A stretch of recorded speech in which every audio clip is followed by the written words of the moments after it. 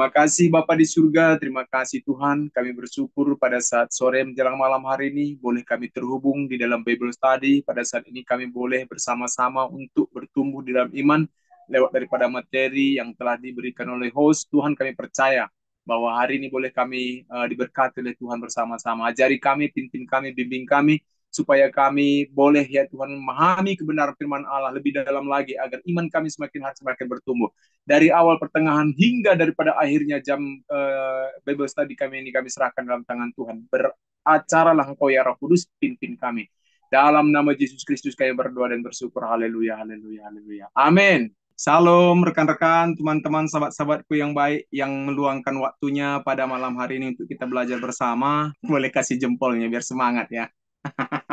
Terima kasih jempolnya. Hari ini saya diberikan tema berhati-hati dengan pengharapan yang sia-sia. Di dalam Yesaya pasal yang ke-20 ayat 1 sampai dengan ayat yang ke-6. Kita boleh baca satu ayat satu orang ya. Ucapan ilahi terhadap Mesir dan Ethiopia. Pada tahun ketika panglima yang dikirim oleh Sargon, Raja Asyur, tiba di Asdod, lalu memerangi dan merebutnya. Pada waktu itu berfirmanlah Tuhan melalui Yesaya bin Amos. Firman-Nya, pergilah dan bukalah kain kabung dari pinggangmu dan tanggalkanlah kasut dari kakimu. Lalu ia pun berbuat demikian. Maka berjalanlah ia telanjang dan tidak berkasut. Berfirmanlah Tuhan, seperti hambaku Yesaya berjalan telanjang dan tidak berkasut 3 tahun lamanya, sebagai tanda dan alamat terhadap Mesir dan terhadap Ethiopia. Demikianlah Raja Asyur akan mengiring orang Mesir sebagai tawanan dan orang Ethiopia sebagai buangan, tua dan muda, telanjang dan tidak berkasut dengan pantatnya kelihatan, suatu penghinaan bagi Mesir. Maka orang akan terkejut dan malu karena Ethiopia, pokok pengharapan mereka, dan karena Mesir, kebanggaan mereka. Dan penduduk tanah Mesir ini akan berkata pada waktu itu, lihat, beginilah nasib orang-orang yang kami harapkan. Kepada siapa kami melarikan diri minta pertolongan supaya diselamatkan dari Raja Asyur? Bagaimana mungkin kami terluput? Nah, jika kita berpatokan kepada ayat ini saja, mungkin kita tidak akan mengerti apa yang menjadi maksud dan rencana Tuhan di ayat yang ke-1 sampai dengan ayat yang ke-6 ini. Maka perlu kita menggali kembali, dimulai dari pasal 19 ini, ya, seperti yang dikasih lihat. Di sini, inti dan pokok pembahasan dari pasal 20 ayat 1 sampai dengan ayat yang ke-6 ini, ada 4 bagian yang perlu kita pelajari mengenai orang Mesir, Ethiopia, dan bangsa atau umat pilihan Tuhan. Inilah yang menjadi sorotan utama sebenarnya di sini ya. Kenapa? Karena umat pilihan Tuhan sekarang sudah beralih, yang tadinya kalau kita lihat di dalam Ulangan, mereka sudah membuat satu ikrar, satu perjanjian bahwa tidak ada Allah lain kecuali Allah Abraham, Ishak dan Yakub. Nah, inilah yang menjadi Allah, yang menjadi pemimpin, yang menjadi panutan bangsa atau umat pilihan Tuhan. Jadi tidak boleh Allah lain, siapapun kecuali hanya aku saja. Nah, kemudian timbullah ya satu peperangan politik, ya, maka pengalihan daripada umat pilihan Tuhan ini atau bangsa Israel oleh Yahudi ya Pak pada saat itu ya. Kalau kita lihat di sini umat pilihan Tuhan itu sudah mulai beralih ya, sudah mulai bergantung pada bantuan Mesir dan Ethiopia yang saat itu dalam masa kejayaan mereka. Sehingga mereka seolah-olah melupakan apa yang pernah diperbuat oleh Tuhan terhadap umat pilihan Tuhan untuk bangsa Israel ini. Bahwa mereka dikeluarkan dari perbudakan Mesir. Kembali lagi kalau kita baca di sini, pada tahun ketiga, panglima yang dikirim oleh Sargon Raja Asyur tiba di Asdod, lalu memerangi dan merebutnya. Maka dari sini berhati-hatilah dengan pengharapan yang sia-sia diucapkan dari awal ini ya, perikop kita ini. Kenapa saya katakan demikian? Karena kerap kali kita mengandalkan logika dan pikiran kita, kira-kira ada nggak ya Tuhan menolong pada saat pada masa kesulitan kayak gini. Nah, inilah yang terjadi di bangsa Israel atau umat pilihan Tuhan itu ya. Dia sudah mulai mengalihkan pandangannya bukan lagi kepada Tuhan, tetapi kepada Mesir dan kepada Ethiopia, yang kemudian hanya pengharapan mereka kemudian menjadi pengharapan yang sia-sia, memalukan. Kita lihat di sini mereka meletakkan atau mengarahkan pandangan mereka atau fokus kepada bantuan yang dikirimkan oleh Mesir dan oleh Ethiopia kepada mereka. Sehingga umat Tuhan membuat Mesir dan Ethiopia itu di posisi teratas melebihi Tuhan, kira-kira kayak gitu ya. Sedangkan Tuhan tidak mau dilebihkan, diduakan gitu.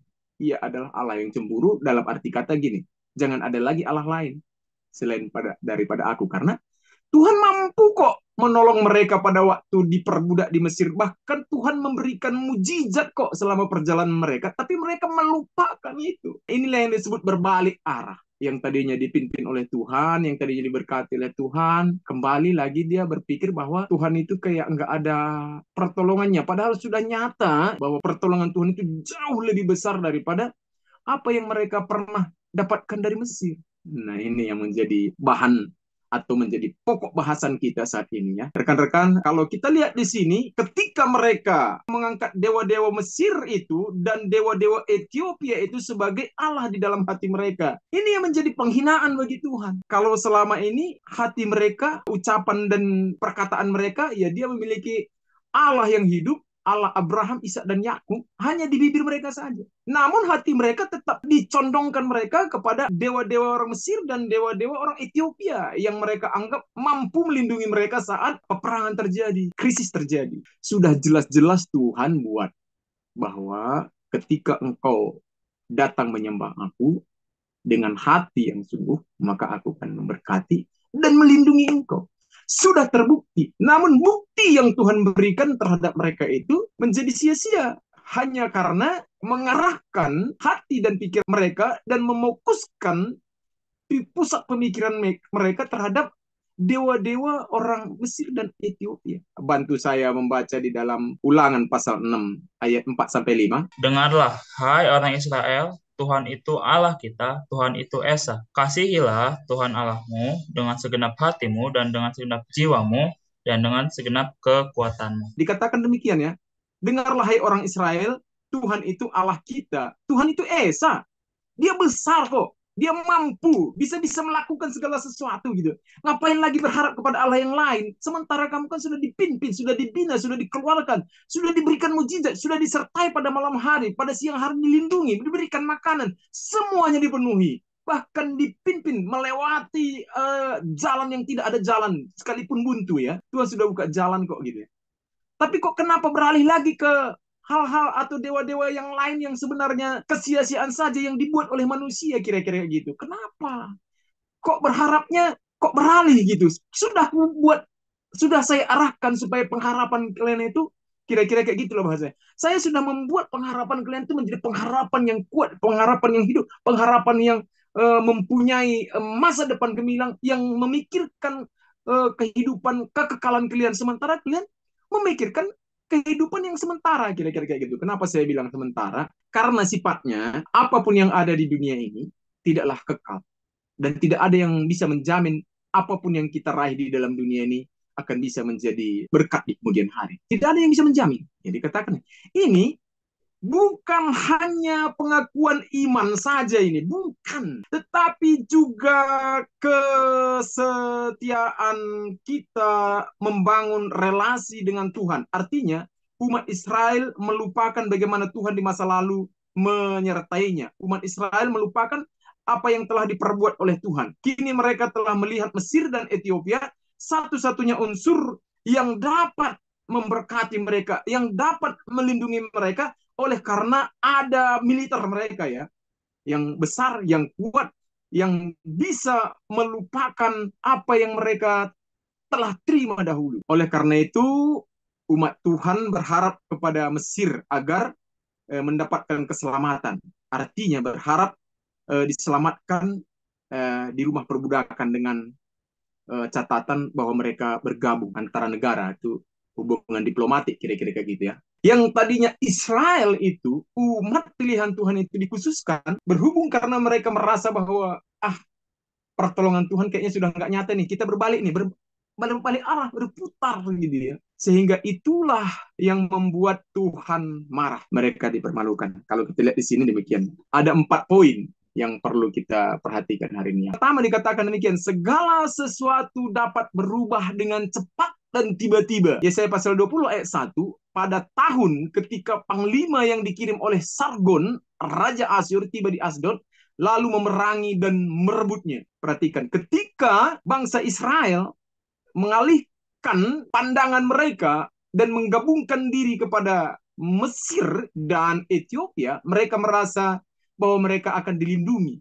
Tapi kemudian Tuhan mengirimkan panglima yang dikirim oleh Sargon Raja Asyur tiba di Asdod lalu memerangi dan merebut. Inilah yang dikirim oleh Tuhan untuk mempermalukan Mesir dan Ethiopia. Dunia ini tidak menjanjikan kebahagiaan ataupun kenyamanan selamanya, saudaraku. Ini yang dimaksudkan di poin pertama ini ya. Karena segala sesuatu ada masanya. Ya, pada waktu itu mungkin mereka kekuatan Mesir dan Ethiopia itu ya sungguh sangat dahsyat, sungguh sangat luar biasa sehingga bangsa Israel berpikir bahwa mereka akan aman dalam perlindungan mereka dan mereka menggabungkan diri. Tapi ketika Tuhan sudah mulai risih ya melihat umat yang dikasihinya, maka Tuhan mengirimkan pasukan atau yang dikirim oleh Sargon Raja Asyur itu memerangi mereka dan direbut, ditaklukkan, dikalahkan gitu ya. Karena segala sesuatu ada masanya ya.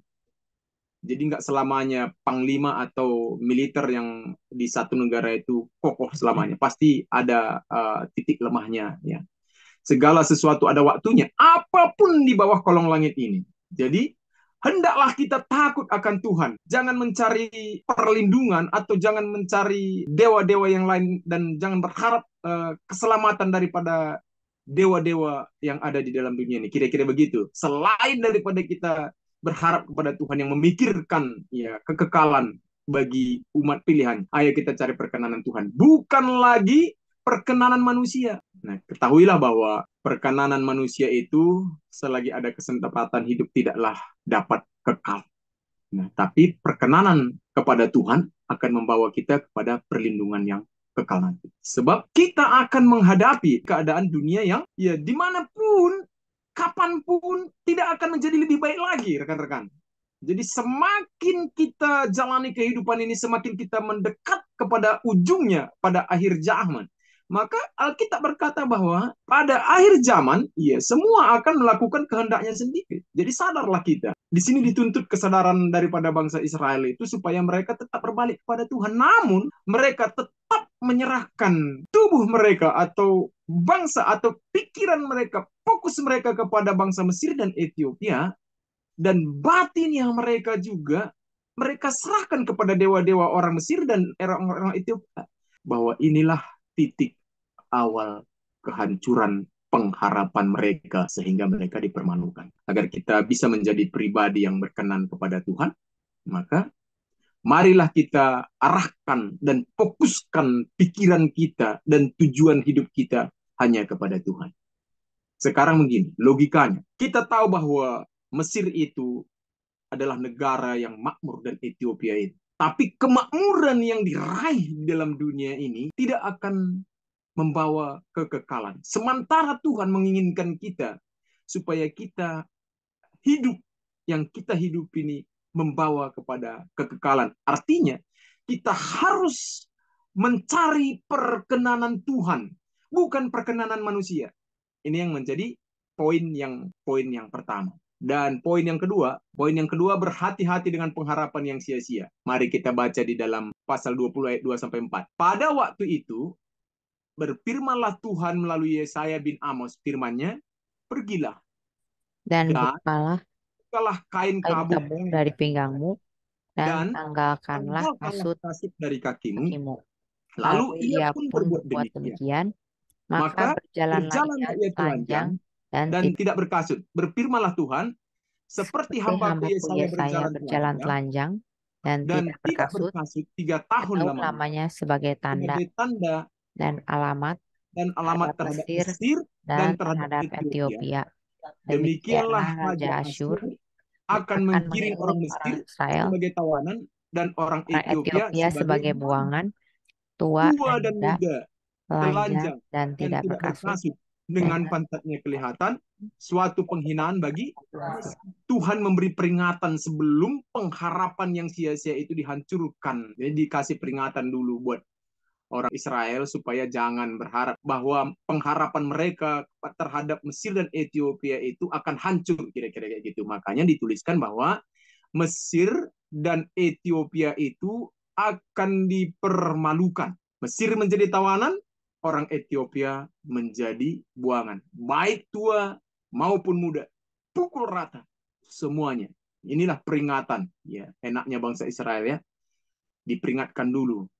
Padahal sudah menduakan Tuhan. Sebenarnya kalau kita lihat di sini, di ayat yang kedua sampai ayat yang keempat ini, Tuhan berfirman kepada Yesaya. Yesaya ini adalah nabi. Ya, Yesaya ini adalah suruhan Tuhan. Yesaya inilah hamba Allah.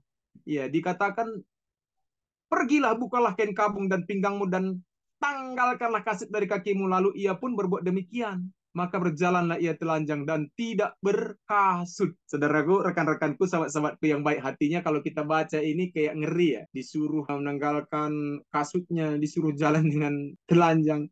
Dia seorang hamba Tuhan, dia seorang nabi. Emang salah apa kira-kira kayak gitu ya? Sebenarnya kalau kita lihat di sini bahwa Yesaya bisa saja memiliki alasan untuk menolak. Karena yang diminta itu ya seolah-olah tidak masuk akal kira-kira kayak gitu ya. Namun ia tetap memilih untuk taat, saudaraku. Ini kayak orang gila ya, terus jalan ya. Terus nggak sehari lagi rekan-rekan. Dikatakan berapa? 3 tahun teman-teman disuruh demikian. Supaya semua bangsa Israel itu berbalik kepada Tuhan. Sebagai peringatan, diperingatkan. Kira-kira rekan-rekan sahabat-sahabatku mau nggak 3 tahun nggak pakai sandal. Terus telanjang, enggak masuk akal. Tapi ini sebenarnya ada alasan Yesaya untuk tidak taat, untuk melakukan apa yang diperintahkan Tuhan karena enggak masuk di akalnya. Namun ia memilih untuk taat. Dia akan berkata demikian di dalam hatinya. Aku akan bangkit sekalipun terjatuh, kira-kira kayak gitu. 7 kali aku terjatuh, aku akan bangkit 8 kali, kira-kira kayak gitulah perkataan Yesaya itu supaya dia tetap tidak menolak apa yang dikatakan oleh Tuhan. Sebenarnya kalau dikatakan demikian, kita harus berpikir 7 kali, namun dia tetap taat. Ya. Contoh singkat ya, kalau misalnya dalam satu keluarga itu terdiri dari ayah dan ibu dan katakanlah 7 orang anaknya. Di antara ke-7 orang anak daripada orang tua ini, tentu ada saja yang menjadi orang baik, nggak mungkinlah semua menjadi jahat. Dan ketika 6 orang yang menjadi jahat ini, lalu kita yang orang baik ini diketerbelakangkan ekonominya, kira-kira kayak gitu ya. Nah, sementara yang ke-6 orang ini ekonominya sangat maju, terlindungi, tapi tidak berdasarkan berkat Tuhan. Artinya di sini bahwa mereka meraih keuntungan dari hal-hal yang tidak terpuji, kira-kira kayak gitu. Apapun yang mereka lakukan supaya ekonomi mereka ya boleh membumbung tinggi. Nah, dan mereka membuat satu ukuran, ya, jaminan mereka adalah ekonomi yang mapan. Tapi kemudian yang orang baik, orang benar ini disuruh untuk memberi satu peringatan, bertahanlah di dalam ketiadaanmu, untuk memperingatkan mereka supaya mereka takut akan Tuhan dan memurnikan hasil daripada apa yang mereka selama ini kumpulkan. Karena apapun yang mereka kumpulkan di luar oleh Tuhan, sekalipun terlihat banyak sekali, membumbung, bahkan melebihi, ya, itu nilainya 0 di hadapan Tuhan, kira-kira begitu. Tapi apakah kita tetap bertahan dalam kesulitan, sementara yang lain yang tidak menyembah Tuhan, saudara yang dikasih oleh Tuhan, berkelebihan? Maka apapun yang menjadi keputusannya adalah carilah perkenanan akan Tuhan. Sekalipun Amsal berkata, sekalipun di rumah hanya roti kering, kira-kira kayak gitu ya, jika disertai dengan ucapan syukur, maka perkenanan Tuhan itu menghampiri kita. Sekalipun daging lembu sapi ada di hadapan kita, kalau tidak ada perkenanan Tuhan atau disertai dengan perbantahan, apa artinya? Kira-kira kayak gitulah peribahasanya ini ya. Nah, kalau kita lihat di sini bahwa Tuhan akan membawa orang yang berkenan di hadapannya ke masa depan yang cerah. Jadi kita harus mau dipakai Tuhan. Jika salah, kita harus menyesal. Tuhan pasti ajari kita dan untuk mendidik kita. Sekalipun kita mendapat konsekuensinya. Ketika Yesaya mendapatkan satu perintah Tuhan untuk memberi satu peringatan kepada bangsa Israel, Mesir dan Ethiopia, ia, saudara yang dikasih oleh Tuhan, dibuat menjadi satu model, menjadi satu perumpamaan. Demikianlah hendaknya nanti kiranya kamu, kerajaan Mesir dan Ethiopia ini akan menjadi telanjang, akan menjadi tawanan, akan menjadi buangan. Seperti yang diperlihatkan oleh Tuhan melalui Yesaya, dia tidak berkasut dan telanjang berjalan selama 3 tahun. Lebih daripada itu, tua dan muda semua pukul rata, kira-kira begitu. Maka Yesaya menuruti dan menaati apa yang diperintahkan oleh Tuhan. Karena dia tahu bahwa ia harus menjalani konsekuensinya.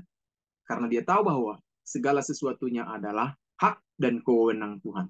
Untuk menantikan jawaban Tuhan, kita harus serahkan iman dan pengharapan kita hanya kepada dia saja. Kita beriman boleh, tapi kalau sudah Tuhan berbicara, lakukanlah. Karena dia mempunyai otoritas yang lebih tinggi. Yang ketiga di ayat yang kelima. Maka orang akan terkejut dan malu malu karena Ethiopia, pokok pokok pengharapan pengharapan mereka, dan karena Mesir, kebanggaan mereka. Pengharapan di luar Tuhan menghasilkan kejutan-kejutan yang memalukan dan mengecewakan. Ketika bangsa Israel berharap kepada Mesir yang mereka banggakan dan berharap kepada Ethiopia yang mereka harapkan, ya, mereka dipermalukan, ya, dan terkejut, ya. Maka orang itu akan terkejut dan malu. Yang mereka pikir nggak akan bisa kalah. Yang mereka pikir kekuatan mereka sudah besar, di hadapan Tuhan kecil. Maka dari itu, apa yang kita rasakan saat ini, saudaraku yang dikasih oleh Tuhan, yang kita harapkan dapat membawa keselamatan buat kita, itu nihil kalau bukan karena Tuhan saja. Jadi pengharapan di luar Tuhan itu menghasilkan kejutan yang memalukan dan mengecewakan. Hidup ini sangat singkat. Dan dalam dunia ini tidak ada pengharapan yang kekal. Maka pengharapan akan dunia ini akan menjadi sia-sia dan mengecewakan.